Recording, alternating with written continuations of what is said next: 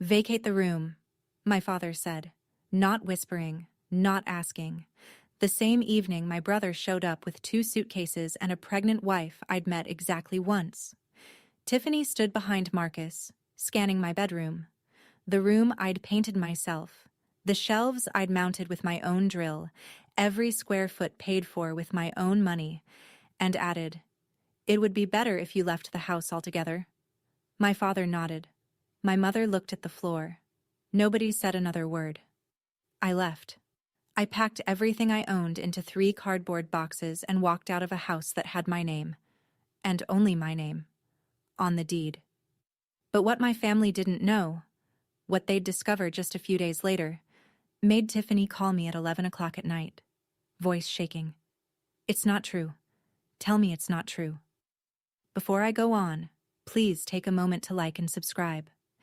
But only if you genuinely connect with this story. Let me know in the comments where you're watching from and what time it is there. My name is Sabrina Brennan. I'm 29 years old and I'm a licensed civil engineer in Massachusetts. Now let me take you back 4 years. To the day I signed the papers on a house I thought would keep my family together. I remember the pen. It was a cheap blue ballpoint, the kind you grab from a cup on a receptionist's desk, and I used it to sign the most expensive document of my life. March 14th, 4 years ago, in a title company office on State Street in Springfield. The notary stamped the deed of trust, slid it across the table, and said, "Congratulations, Ms. Brennan, it's all yours." All mine. My name, Sabrina Brennan, was the only name on that deed. No co-signer, no co-owner. Just me, a 25-year-old with a freshly minted PE license, a starting salary of $72,000, and an FHA loan for $234,000. Monthly payment, $2,340, due on the first of every month for the next 30 years. The house was more than I needed. 2 stories, a half-finished basement, 3 bedrooms, a backyard with a maple tree that dropped leaves all over the driveway every October. I didn't need 3 bedrooms. I needed 1. But I bought a house with 3 because my father, Gerald Brennan, 58, retired plumber with a bad back and a disability check of $1,480 a month, had just sold the mobile home he and my mother had lived in for 11 years. They had nowhere to go. So I made room. The deal was simple. They'd move in, contribute toward utilities, and we'd be a family under one roof. That was the deal. Verbal. No lease. No written agreement. Just trust. They moved in the following week. My mother brought her ceramic rooster collection. My father brought his recliner and his opinions. Neither of them ever paid a single utility bill. But that wasn't the worst part. The worst part was that I spent 4 years believing that if I just kept paying, kept maintaining, kept proving, they'd eventually see what I was worth. They never did. Let me tell you about the hierarchy in the Brennan household because it'll explain everything that comes next. Marcus Brennan, my older brother, 33. Handsome in the way that gets you a second date but never a second promotion. He sold used cars at a dealership called Riverside Motors and talked about it like he was closing mergers on Wall Street. My father adored him. Gerald Brennan had one belief that governed his entire worldview. Sons carry the name, daughters carry the groceries. Marcus was the future. I was the infrastructure. When Marcus graduated from community college, which took him 3 attempts and a D- in statistics, my father threw a backyard barbecue. 16 people, burgers, beer, a banner that said "Proud of You," son in block letters. When I graduated with honors from the civil engineering program at UMass Amherst, cum laude, Dean's List 7 out of 8 semesters, my father sent a text message. 4 words, "Good for you, kid." No period, no exclamation point, no barbecue. When I passed the PE exam, a license that fewer than 25% of engineering graduates achieve, my mother said, "That's nice, honey. Your brother just got promoted to senior sales." Senior sales? At a used car lot? With $38,000 in credit card debt. But Gerald didn't know about the debt. Or maybe he did, and didn't care. What I know for certain is that he'd been quietly lending Marcus money from his disability check. 5,000 here, 3,000 there, and then turning around and asking me to help with the bills this month, sweetheart. The prescriptions are killing us. I always said yes, because that's what infrastructure does. It holds everything up, and nobody notices until it's gone. Then, one Friday evening, Marcus called with news that changed everything. Before I get to that phone call, I need you to understand the numbers, because numbers don't lie, and in my family, they were the only thing that didn't. Over 4 years, I paid 48 mortgage installments at $2,340 each. That's $112,320. Just principal and interest. On top of that, I covered the electric bill, which averaged $380 a month in Massachusetts, where winters are serious. Water and sewer ran about $90, internet and cable. My father insisted on the sports package, added another $200. Groceries I supplemented at roughly $150 a month because my parents ate every meal at home and never once pushed a cart through a supermarket. Add it all up. $147,360, conservatively, over 4 years, from my paycheck, into a house where I slept in one bedroom and asked nothing from anyone. I also painted the exterior twice. Did it myself? 2 weekends each time, up on a 20-foot extension ladder. I replaced the roof section over the back porch when it started leaking. $4,200 out of pocket. I installed a heating unit in the basement because my father complained the house was drafty downstairs. $3,100. My neighbor, Louise Vacate, 67 years old, lived next door for 11 years, saw all of it. Every ladder session, every bag of mulch. Every Saturday morning, I was out there with a snow shovel at 6 a.m. while my parents slept. Louise stopped me once, leaning over the fence. "Honey, where's your family when you're up on that ladder?" I smiled and said, "They're inside. That's kind of the point, so they can be comfortable inside." Louise gave me a look I didn't understand then. I understand it now. It was pity. Then Marcus called. "Sabrina, I'm coming home, and I'm not coming alone." Marcus's voice had that particular brightness it only got when he wanted something. I'd heard it before. When he needed a cosigner, I said no. When he wanted to borrow my car for a weekend that turned into 2 weeks. When he asked me to talk to Dad about sending him more money. This time, he was bringing Tiffany, his wife of 8 months, 7 months pregnant. They arrived on a Friday evening. 2 large suitcases, 3 boxes of baby supplies, and Tiffany, who stepped out of Marcus's car and looked at the house the way you'd appraise something at an auction. She was 30 years old, worked part-time as a receptionist at a dental office, and had a way of making every sentence sound like she was doing you a favor by speaking. My father was ready. I realized that within 30 seconds of their arrival, because the living room furniture had already been rearranged, a corner cleared, a space made. Gerald had known they were coming. He'd prepared. And he hadn't told me. But Tiffany took one look at the living room and shook her head. "This won't work. We need a real bedroom. I'm 7 months along." Gerald turned to me. Not asked. Turned. The way you'd turn to a piece of furniture that needed repositioning. "Vacate the room." "That's my room, Dad. I've been in that room for 4 years. And Marcus needs it now. He has a family. I am family. You know what I mean." Tiffany added her line, the one I already told you about. And then my mother appeared in the hallway holding 3 flattened cardboard boxes. The same brand, the same size. The ones I'd used to move in 4 years ago. She'd kept them. 4 years she'd kept those boxes in the garage, as if she'd always known this day was coming. I told myself it was temporary. 1 week, maybe 2, until we figured things out. That's what Gerald said. Just temporary, Sabrina. Just until things settle. So I moved downstairs. To the basement. The one I'd spent $3,100 heating. Bare concrete walls.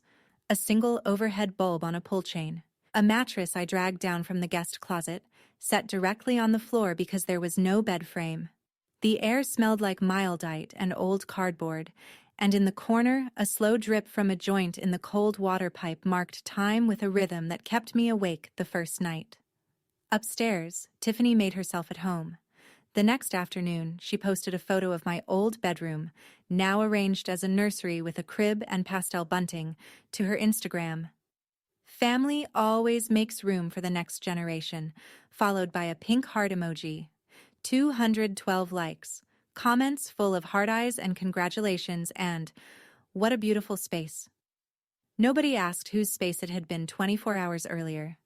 Marcus passed me on the stairs the following morning. "It's just temporary, Sabrina. Don't make this weird." I slept in that basement for 3 nights. On the third night, a pipe joint gave way slightly. Not a burst, but a steady seep. And I woke at 3 a.m. with my back soaked through the mattress. I lay there in the dark, water creeping through the fabric, staring at the ceiling, which was their floor. And I thought, I am paying $2,340 a month to sleep in a puddle beneath my own house. The next morning, I went upstairs to make coffee. Tiffany was sitting at the kitchen table using the espresso machine I'd bought. She looked up. "Oh, you're still here?" That was the first time in my life I understood that love and ownership are not the same thing. It happened on a Tuesday. I was sitting in my car in the parking lot at work, eating a granola bar, when my phone buzzed with a notification from my credit monitoring service. I'd signed up for it 3 years earlier.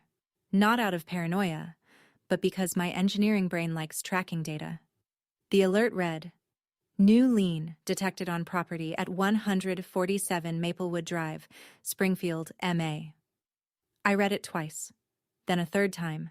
Then I put the granola bar down and opened the full report. A $95,000 mortgage lien. Filed through Greenfield Credit Union, a small community bank on Carew Street. The same one where my father had his checking account. The borrower's signature on the deed of trust addendum, Sabrina Brennan. Except I had never signed anything. I had never been to Greenfield Credit Union. I had never authorized a lien on my property. I pulled up the signature image on the PDF. It looked close enough to fool a casual glance. But I knew my own handwriting the way a musician knows their own instrument. The capital B in Brennan was wrong. I loop it tight at the top. This one swooped wide, the way you'd copy it from a photocopy. And the middle initial, my middle initial, E for Elizabeth, was written in print. I always write it in cursive. Someone had traced my signature. From the used car lease I'd signed 2 years earlier, the one my father had helpfully photocopied for his records. I called the credit union. A manager confirmed the loan had been processed 3 months prior by a representative described as a family member of the property owner. The witness on the application was listed as Donna Brennan, my mother. $95,000. My name. My house. Without my knowledge. Without my consent. I sat in that parking lot with both hands on the steering wheel, shaking. Not from fear. From rage.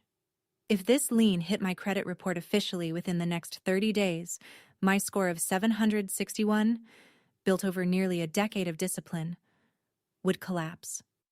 And with it, everything I'd worked for. The clock started ticking.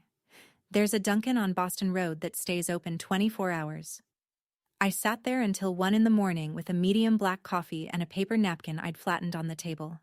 I drew a line down the middle. Left side. What I lose if I fight. Right side. What I lose if I don't. The left side was short but heavy. My relationship with my parents, whatever was left of it. The possibility of being cut off by the extended family, Aunt Patrice's Christmas cards, Uncle Ray's handshake at Thanksgiving. And Tiffany was 7 months pregnant, which meant any move I made would be framed as an attack on an expectant mother. I could already hear the narrative Gerald would build. The right side was longer. $95,000 in fraudulent debt attached to my name. A credit score in freefall. The potential loss of my ability to refinance, to borrow, to function financially as an independent adult. And the certainty, the absolute mathematical certainty, that if I did nothing, they would do it again. Because people who steal from you once and face no consequences don't stop. They just get bolder. I looked at both columns. Then I crumpled the napkin and threw it away. The decision had already been made the moment I saw that forged signature. I just needed the napkin to confirm it. The next morning, I called Rita Calloway. She was a real estate attorney in Springfield, 17 years of practice, specializing in property disputes. A colleague's mother knew her. I told Rita everything. She listened without interrupting for 6 minutes straight. Then she said, "Sabrina, what your father did is forgery. What your mother did is aiding and abetting. What Marcus did is fraud. I need you to not say a single word to anyone in your family until we have everything documented." For the first time in 4 years, I wasn't paying bills to keep a family together. I was paying a lawyer to keep myself intact. Rita worked fast. Within 48 hours, she had filed a formal request under my rights as the property owner for every document related to the lien. Greenfield Credit Union was obligated to comply, and they did. Reluctantly, but they did. The packet arrived at Rita's office on a Thursday afternoon. I drove there straight from work, and we spread the pages across her conference table like evidence in a crime scene. Because that's what it was. The forged deed of trust addendum. My signature, or the version of it someone had traced from that car lease, at the bottom of page 4. My mother's name as witness on page 5, in her unmistakable handwriting, Donna Brennan, written with the same green ink pen she'd used for 20 years. Then the transaction records. Rita had highlighted them in yellow. $38,000 transferred directly to a credit card account registered to Marcus G. Brennan. His entire outstanding balance, wiped clean in one wire. $22,000 to Riverside Motors. A down payment on a vehicle. $15,000 withdrawn in cash by Donna Brennan over 3 separate visits. And $20,000 sitting untouched in Gerald Brennan's personal savings account, a slush fund, a retirement cushion built on my name. $95,000, parceled out like Christmas gifts, while I slept on a wet mattress in the basement. Rita looked at me over the top of her reading glasses. They thought they were clever. But clever people don't forge documents on a property they don't own with a credit union that keeps digital records of everything. She also told me something I hadn't considered. The loan officer who'd processed the application, a man named Derek Gaines, had bypassed the standard identity verification protocol. No in-person confirmation, no video call. Just Gerald's word and a photocopied signature. "We have more than enough," Rita said. "Now, when do you want to move?" Day 12. That's how long it took from the moment I discovered the forged lien to the moment I walked out of 147 Maplewood Drive with 3 cardboard boxes, a duffel bag, and a plan. I'd signed a lease 3 days earlier on a studio apartment 8 minutes away, 900 square feet, clean, quiet, $1,100 a month. I signed it with the same pen I used for mortgage payments, and for the first time, the money felt like it was going somewhere that belonged to me. The packing took less than 2 hours. 4 years in that house, and my entire life fit into 3 boxes and a bag. Clothes, laptop, my PE license in its frame, the small toolbox I'd used to fix everything from the kitchen faucet to the porch railing, a photo of my grandmother Helen that I kept on my nightstand. Before I left, I placed a white envelope on the kitchen table. Inside, a photocopy of the deed of trust, my name, highlighted, and a single handwritten note on plain paper. "This house is mine. The mortgage is mine. Everything else is about to change." I drove away at 6:15 in the evening. The maple tree in the front yard was beginning to turn, the first edges of orange creeping into the green. I didn't look back. Gerald found the envelope at 7. Donna told me later what happened. He opened it, read the deed copy, read the note, and tore the paper in half. Then he said, "She's bluffing." He didn't know that the deed copy was just a copy. The original was locked in a safe deposit box at my bank, along with every piece of documentation Rita had certified. He tore up a photocopy and thought he'd won. I let him think that. He had 18 days left. The first week after I left, the Brennan family settled into my house like they'd inherited it. Tiffany posted an Instagram story from the living room. Finally, a house that feels like home. 187 views. She'd rearranged the furniture, hung a wreath on the front door, and placed a welcome mat over the threshold I'd paid for. Marcus mowed the lawn for what I'm fairly confident was the first time in his life and posted a selfie with the caption, "Dad duty starts early." Gerald controlled the narrative the way he controlled everything, decisively and without evidence. He called Uncle Ray. He called Aunt Patrice. He called his own mother, Helen. His version of events, as I later pieced together from multiple sources, went like this. Sabrina moved out. She wanted her own space, very independent girl. No mention of the basement, no mention of the eviction from my bedroom, no mention of the forged mortgage, just a proud father whose capable daughter had decided to spread her wings. My mother called me once that week, not to ask how I was, not to say she missed me. She called to ask, "Did you pay the electric bill before you left?" Gerald said the lights flickered. I let that sentence sit in silence for 3 full seconds before I answered. Meanwhile, Rita and I were working through our checklist. The fraud complaint to Greenfield Credit Union. Filed. Formal disputes with all 3 credit bureaus. Experian, TransUnion, Equifax. Submitted with supporting documentation. And the final piece. The 30-day notice to quit. Prepared and ready.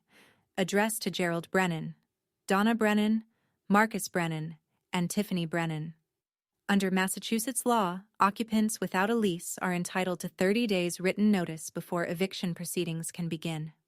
Rita scheduled the process server for day 17.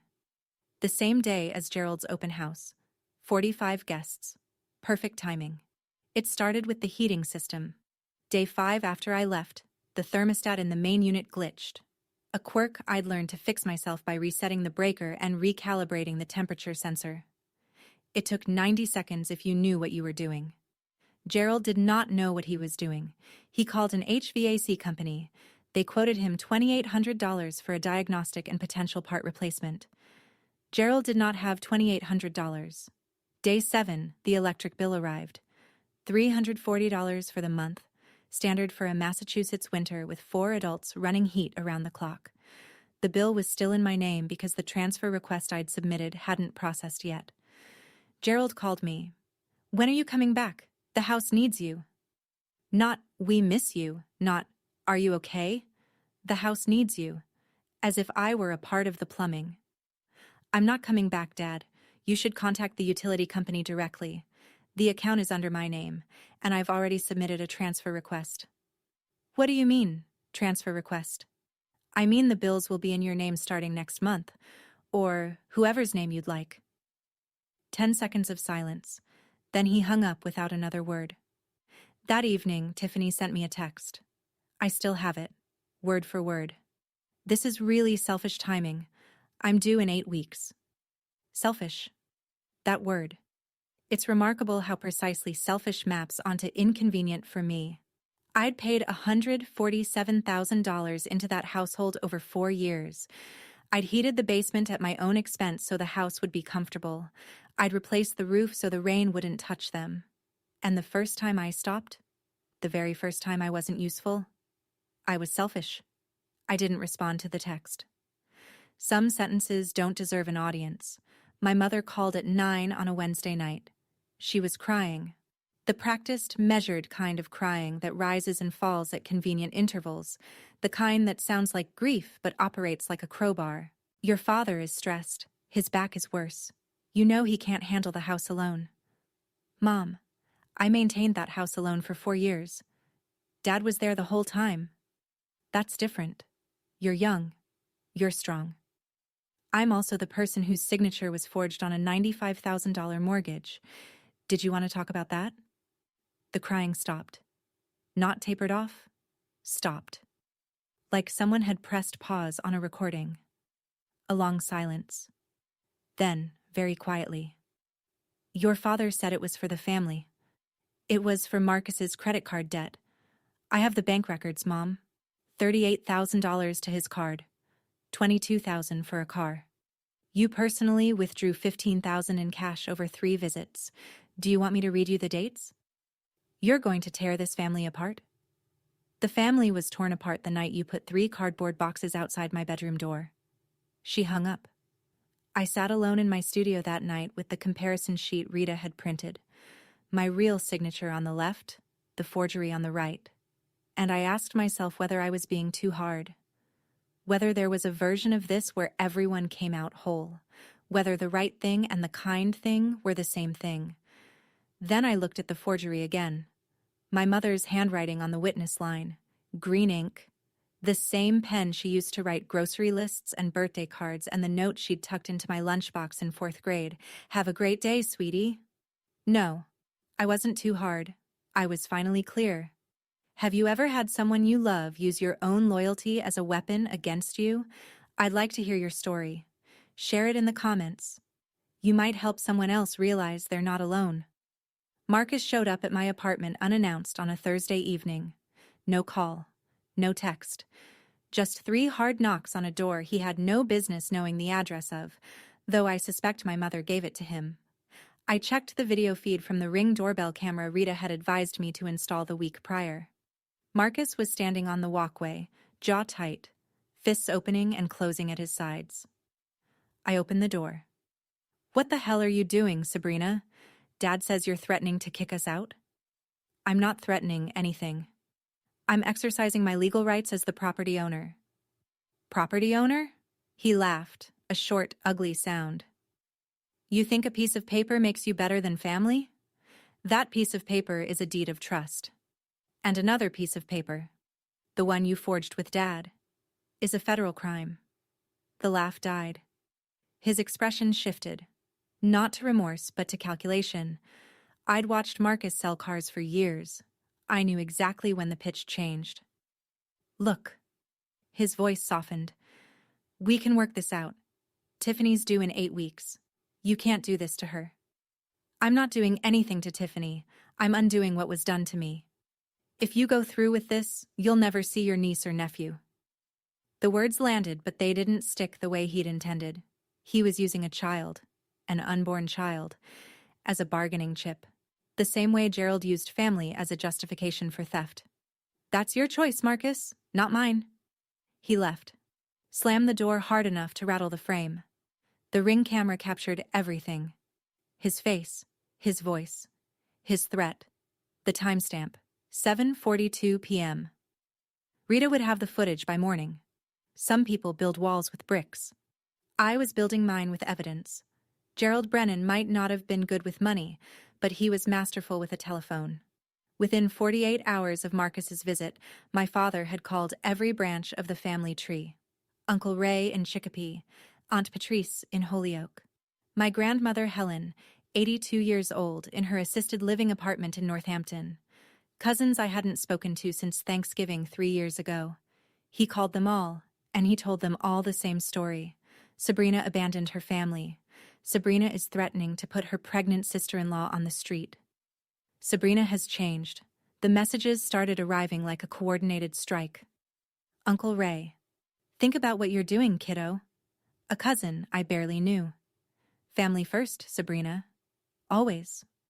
Aunt Patrice called directly, voice cold. Your grandmother is crying. I hope you're happy. I tried explaining to Patrice about the forged mortgage, the $95,000, the bank records, the signature that wasn't mine. I don't believe that, she said. Gerald would never. That sentence, Gerald would never, was the foundation of my father's entire strategy. He'd spent 58 years building a reputation as the dependable patriarch, the man who showed up at barbecues with a case of beer and a firm handshake, the man who called his mother every Sunday. He'd invested decades in that image, and now he was cashing it in to bury me. And it was working. In the court of family opinion, I was guilty without trial. I called Rita, told her everything. She listened, then said something that landed like an anchor. Don't fight the narrative, let the documents speak. And they will. At the right time. When? She glanced at the calendar on her desk. The open house. When all of them are there. 45 people. Perfect audience. I swallowed. That's in 5 days. Then we have 5 days to get ready. On day 14, the letter arrived at Rita's office on Greenfield Credit Union letterhead. She called me at work. You're going to want to come in. I drove to her office during my lunch break. She'd already set the letter on her desk, turned so I could read it. The key paragraph was the third one, and I'll remember the language for the rest of my life.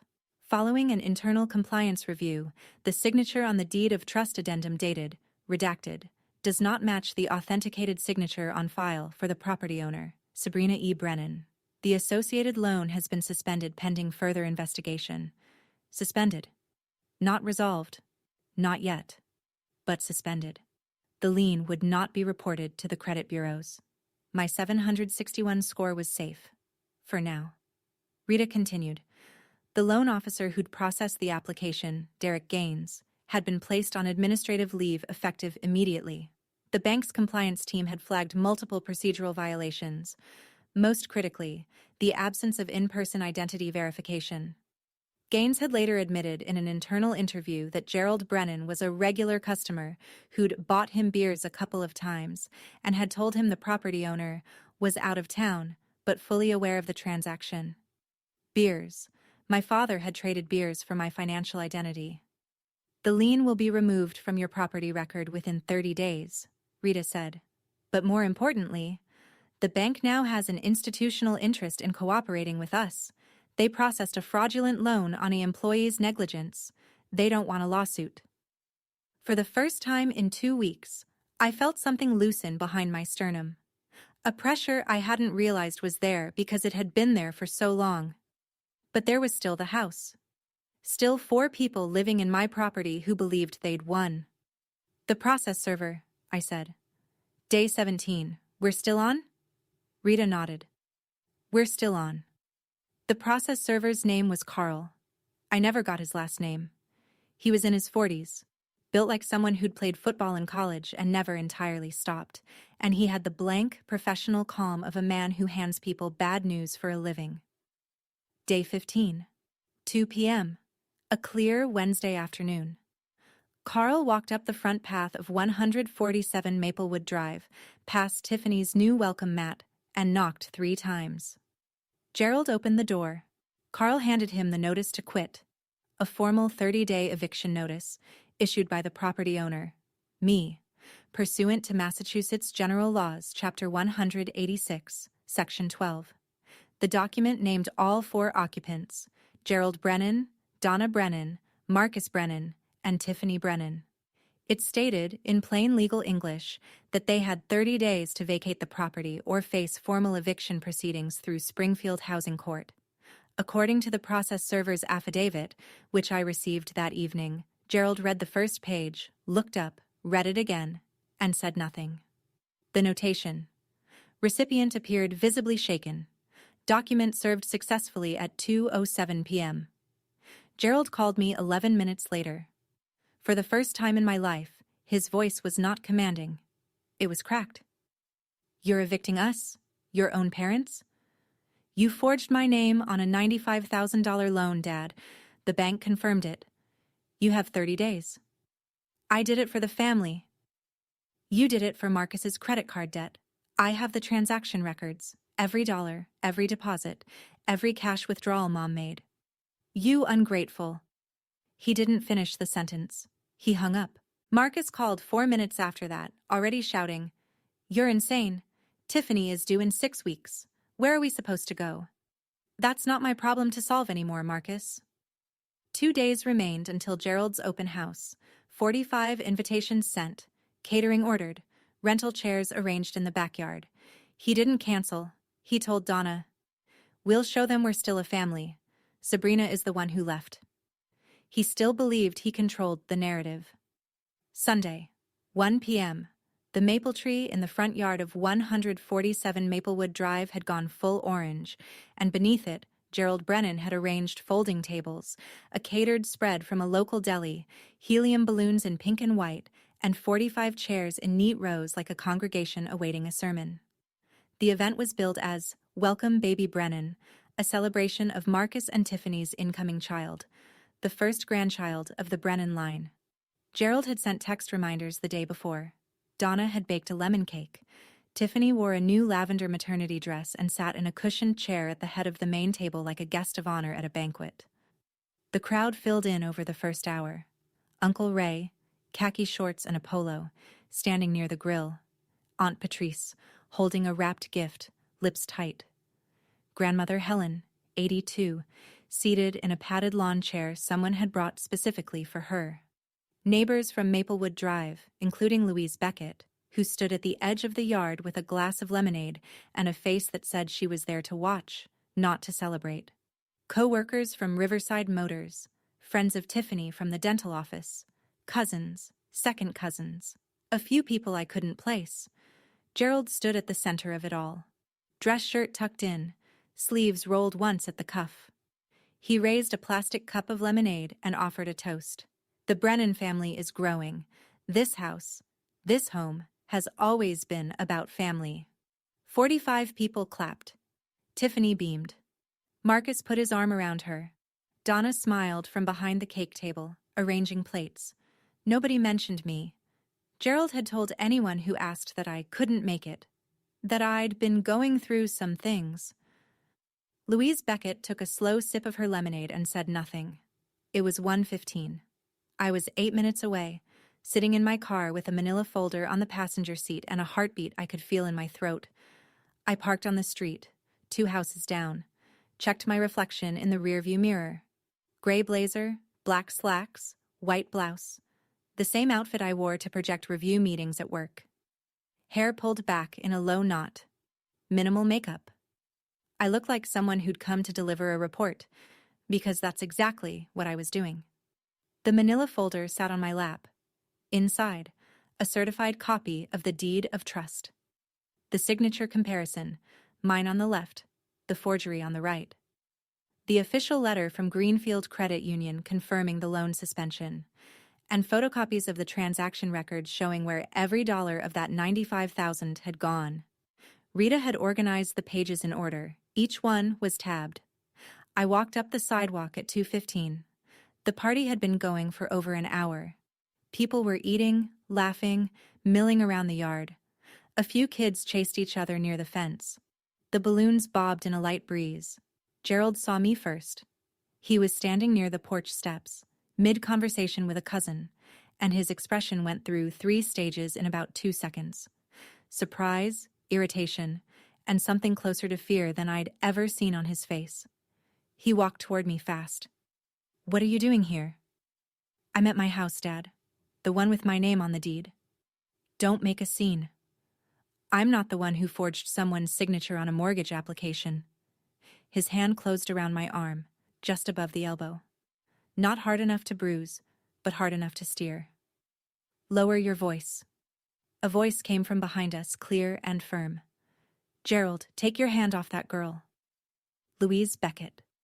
Standing 6 feet away, lemonade still in hand, expression as steady as poured concrete. Gerald let go. A few heads turned, then a few more. Tiffany appeared in the doorway, baby shower gift bag still in her hand. She saw me and her face drained of color. Why is she here? 45 people were watching now. I stood on the porch, 3 steps up from the yard in full view of every guest, and I did not raise my voice. I didn't need to. Silence carries farther than shouting when the audience is already listening. Most of you were told I moved out because I wanted my own space. That's not what happened. I opened the manila folder. This house is in my name. Only my name. I bought it 4 years ago with an FHA loan. I've paid every mortgage payment, $2,340 a month. 48 months, $112,320 total. My parents contributed $0. Gerald took a step forward. "Sabrina, stop this. 3 weeks ago, I discovered that my father, with my mother as a witness, forged my signature on a $95,000 mortgage application at Greenfield Credit Union."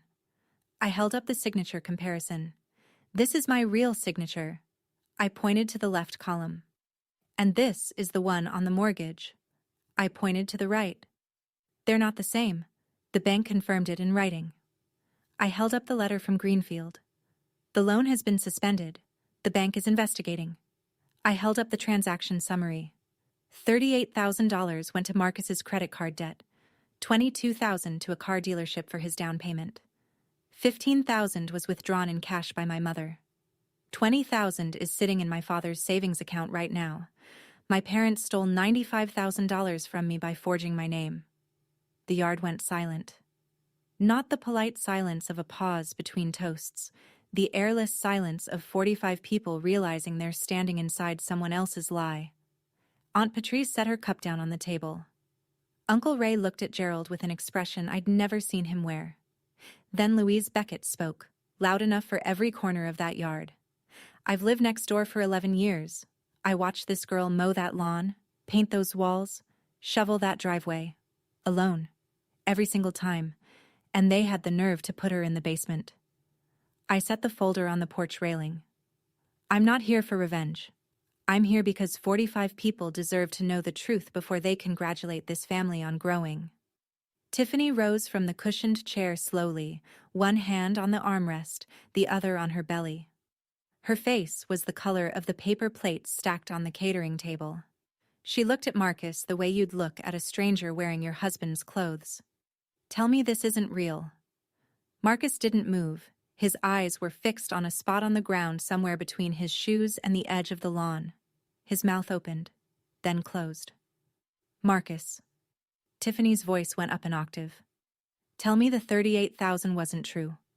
Tell me you didn't use stolen money to pay off your debt. It's complicated, Tiff. It's not true. Tell me it's not true. Her voice broke across the yard like glass on tile. A child near the fence stopped running. Uncle Ray set his plate down. Grandmother Helen, seated in her padded lawn chair, gripped both armrests and stared at her son with the kind of stillness that precedes a verdict. Gerald tried. He stepped forward, arms out, the patriarch reassembling his stage. Everyone, this is a family matter. Uncle Ray cut him off. A family matter? You forged your daughter's name, Gerald. That's not a family matter. That's a crime. Aunt Patrice, the same woman who'd told me my grandmother was crying because of me, picked up the wrapped baby gift she'd brought, set it back in her bag, and stepped away from the table without a word. Then Helen spoke. Her voice was thin from age but harder than anything I'd heard that afternoon. Gerald, I didn't raise you to be a thief. Mom, sit down and be quiet. Gerald sat, on a folding chair, in the middle of his own party, in front of 45 people. He sat down and said nothing. Tiffany walked inside. The screen door slammed behind her. One by one, guests began collecting their things. Nobody took leftover cake. Nobody said congratulations. The open house was over. The house was mine. An hour later, the yard looked like the aftermath of something canceled mid-sentence. Folding tables still up, paper plates caught in the grass, pink and white balloons tethered to the mailbox, bobbing in a wind that no longer had a party beneath it. I sat in my car at the curb, engine off, hands on my knees. I'd expected to feel something sharp, triumph, relief, the clean snap of justice delivered. Instead, I felt hollow, like I'd just pulled a tooth that had been rotting for years. Necessary, correct, and nothing about it felt good. Through the front window, I could see Gerald sitting in the living room, just sitting. Donna was in the kitchen. I could see her shadow moving behind the curtain, wiping the counter, the way she always did when she didn't know what else to do. Upstairs, behind the closed door of the nursery that used to be my bedroom, Tiffany had locked Marcus out. I could hear it even from the curb. Her voice, muffled but unmistakable. You told me you got a bonus? A bonus, Marcus. You lied to my face for 3 months. I was going to tell you. When? After the baby was born? After we moved into a house that isn't even ours?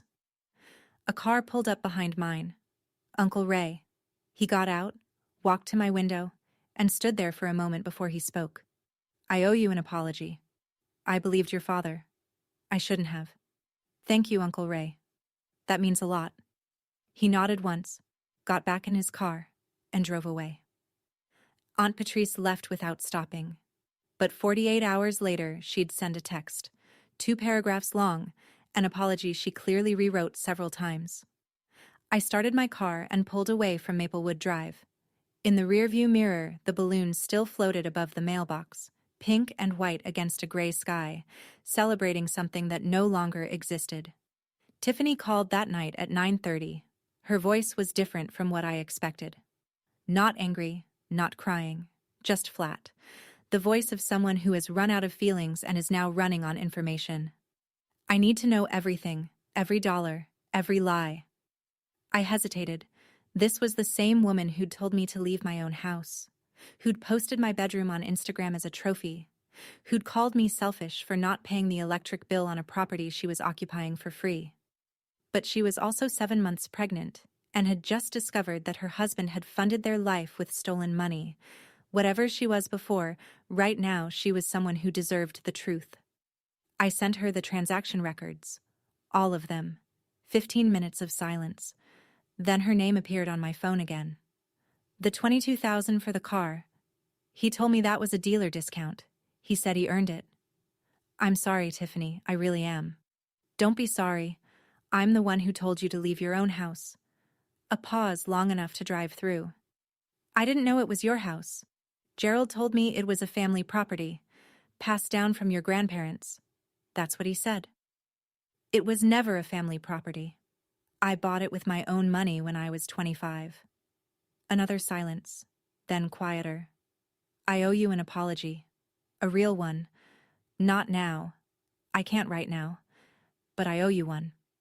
Before she hung up, she told me something I hadn't known. Marcus also owed her $7,000.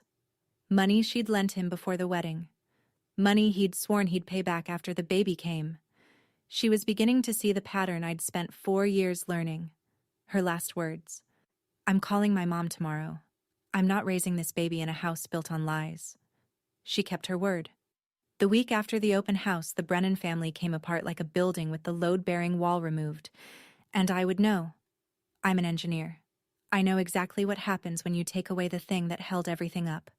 Tiffany moved to her mother's house in Worcester, an hour and a half east. Marcus called her 14 times the first day. She answered none of them. By the third day, her Facebook status changed from married to blank. Not single, not, it's complicated, just blank, which somehow felt louder than either. Marcus lost his footing. Without Tiffany, without the baby on the way narrative, he was just a 33-year-old man sleeping on the sofa in his sister's house. Except it wasn't his sister's house. It was just his sister's. Gerald, for the first time in Marcus's memory, turned on him. If you hadn't been in so much debt, none of this would have happened. Golden child, meet the cold side of the altar. Gerald himself was unraveling in slower, quieter ways. He canceled his weekly poker game for the first time in 12 years, told his buddies, family stuff. But 2 of the men in that group had been at the open house. They already knew. The phone calls Gerald used to receive. From cousins checking in, from friends wanting to grab lunch. Slowed to a trickle. Uncle Ray didn't call at all. Helen, his own mother, didn't return his calls for 3 days straight. Donna called me once a day, every day. Same script, same cadence. Please come home. We can fix this. And every day I gave the same answer. There's nothing to fix, Mom. There's only what happens next. On Friday, a letter arrived at 147 Maplewood Drive from Greenfield Credit Union. A formal request for Gerald and Donna to appear in person at the branch to discuss the matter. The bank had its own problems now, and Gerald was running out of people willing to believe his version of the story. The internet is not kind to secrets. It's even less kind when the secret involves baby showers and stolen mortgages. Tiffany deleted the Instagram post. Family always makes room for the next generation, the one with 212 likes and a pink heart emoji.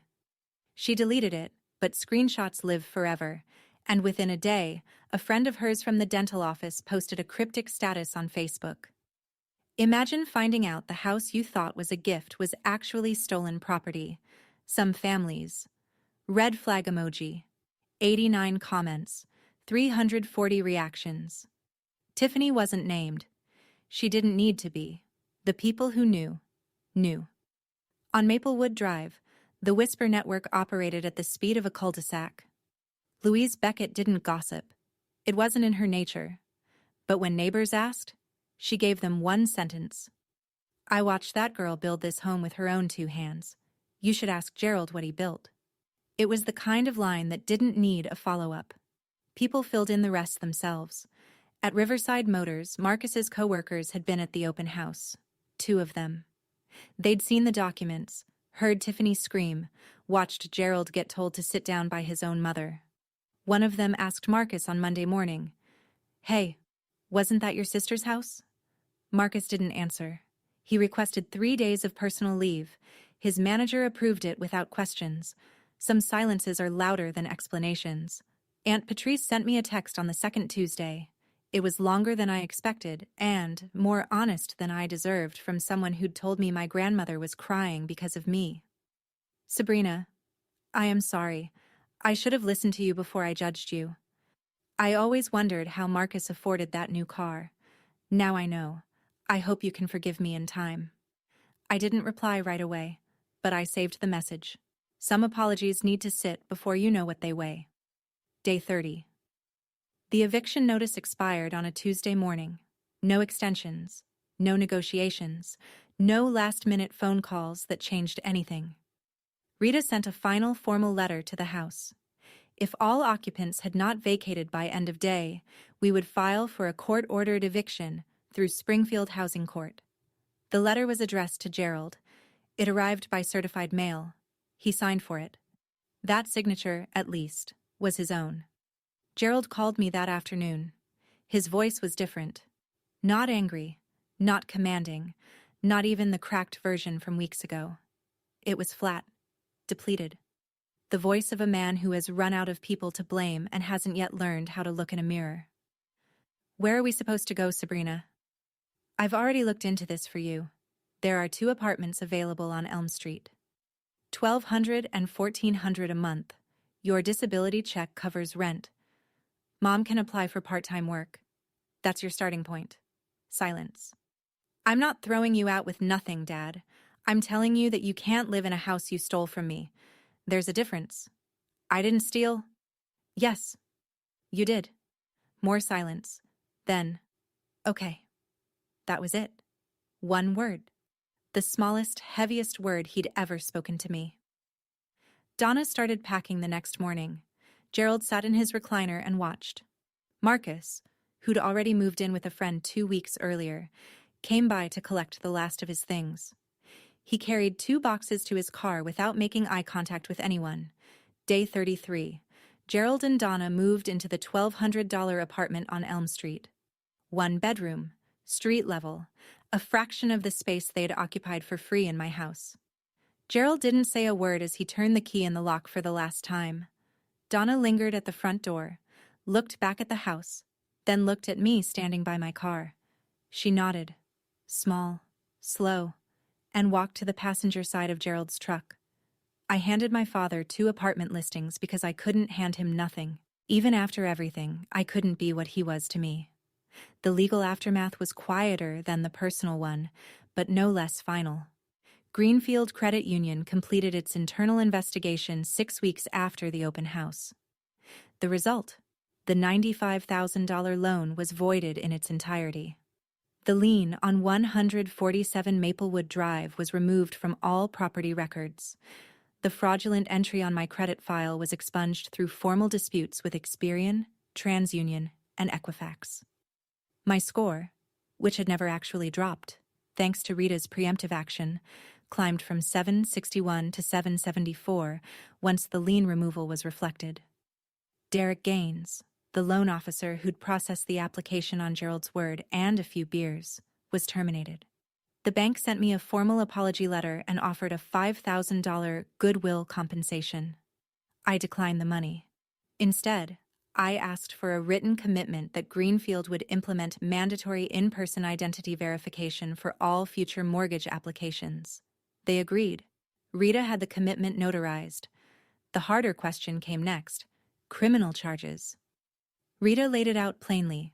What Gerald and Donna had done, forging a signature on a financial instrument, constituted forgery under Massachusetts General Laws, Chapter 267, Section 1. What Marcus had done, knowingly receiving proceeds, was fraud. I had standing to file a criminal complaint. I chose not to. Not because they didn't deserve it. Because I didn't want to spend 2 years in courtrooms revisiting the worst thing my family had ever done to me. I'd already won. I had my house, my credit, my name back. I didn't need a conviction to know I was right. But Rita sent Gerald one final letter. Ms. Brennan has chosen not to pursue criminal charges at this time. This decision is a courtesy, not an entitlement. Any future unauthorized use of Ms. Brennan's identity or property will be referred directly to law enforcement. Donna told me later. Gerald read that letter twice, folded it, and put it in a drawer. He never mentioned it again. Some warnings don't need to be loud. They just need to be permanent. 2 months after the open house, I sat at my kitchen table in the studio apartment, the one I'd rented as a temporary escape, and wrote an email. Not to Rita, not to the bank, to my family. All 3 of them: Gerald, Donna, Marcus. It took me 4 hours to get it right. Not because the language was complicated, but because I wanted every word to be a wall with a door in it. Firm enough to protect me, open enough to prove I wasn't them. The email had 3 sections. The first was financial. I will not provide financial support for rent, utilities, or personal expenses. If you need assistance, I can refer you to community resources in Springfield. The second was about contact. I am open to communication, but only under specific conditions.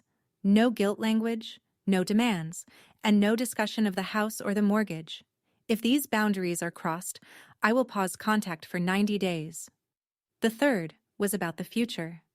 If and when trust is rebuilt, through consistent, demonstrated change over time, not through words. I'm open to having a relationship, but it will be on different terms than before. I read it 6 times. Then I pressed send. Gerald never responded. Not a word. Not then. Not since. Donna replied 2 days later. I understand. I'm sorry, Sabrina. I truly am. Marcus responded 2 weeks after that. 4 words. I get it. Which was either growth or fatigue. I couldn't tell, and I decided it didn't matter. I'd spent 4 years asking myself if I was being too hard, too cold, too much. But writing that email, laying it out in plain language, setting terms I could point to, was the first time I felt like I was being exactly enough.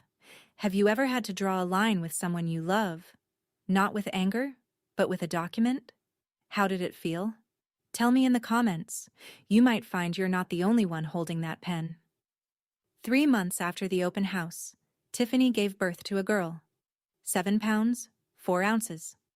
Lily Mae Brennan, born at a hospital in Worcester, near Tiffany's mother's house, in a delivery room that Marcus was not invited into. Tiffany sent me a photo the next morning. A tiny face wrapped in a white blanket, eyes closed, one miniature fist curled against her cheek. Beneath the photo, a message longer than any Tiffany had ever sent me. Sabrina, I said terrible things to you in a house that was never mine to claim. I was wrong. I was told things that weren't true, and I chose to believe them because it was easier. That's on me. You don't owe me anything. But if you ever want to meet Lily, she has your eyes? Actually, the door is open. No pressure. No timeline. I looked at that photo for a long time. Then I cried. For the first time since I'd left Maplewood Drive, I cried. Not from sadness, not from anger, but from the particular relief of something unclenching inside your chest that you forgot was clenched. I replied, "Thank you, Tiffany. That means more than you know. I'd like to meet Lily when the time is right." Tiffany had filed for separation at Worcester County Probate Court. She wasn't going back to Marcus. She told me later, in a conversation I didn't expect to have, that the $7,000 he still owed her was the smallest of his debts. Marcus called me once after Lily was born. He asked if he could bring the baby to see me sometime. I said yes, but at a coffee shop in town, not at my house. Public space. Neutral ground. A boundary I didn't need to explain and he didn't try to push. Forgiveness isn't a switch, it's a faucet, and I get to control the flow.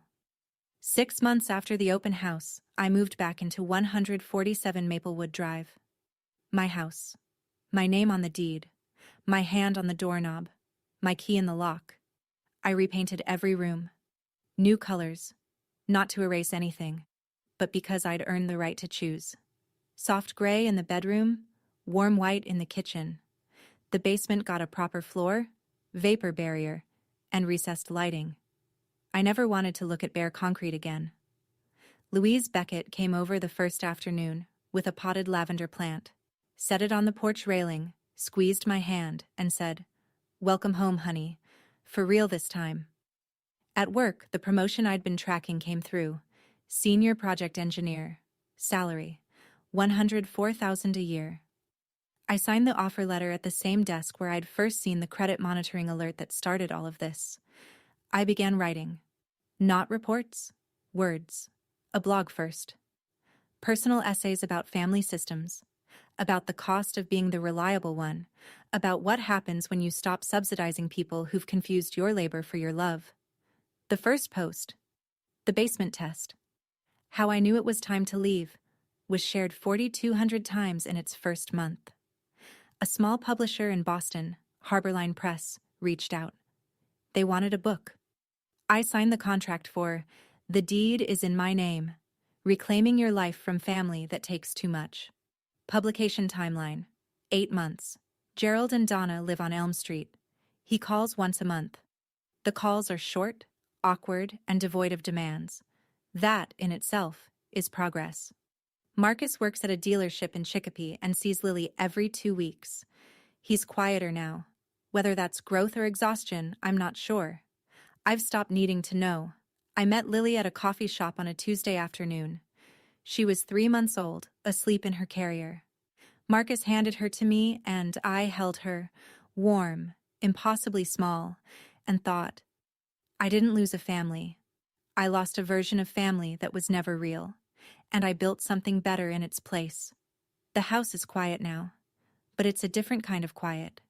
Not the silence of being ignored, but the peace of being in control. That's my story. I shared it not because I'm angry. I'm not. Not anymore. But because I know someone out there is lying in their own basement right now, paying for a house they're not allowed to live in, wondering if they're the problem. You're not the problem. You were never the problem. And the moment you decide to stop funding the lie, that's the moment your life actually starts. If this story reached you, hit like. Subscribe if you want to hear more. And if you know someone who needs to hear this tonight, share it. Sometimes the thing that saves us is knowing someone else walked out first.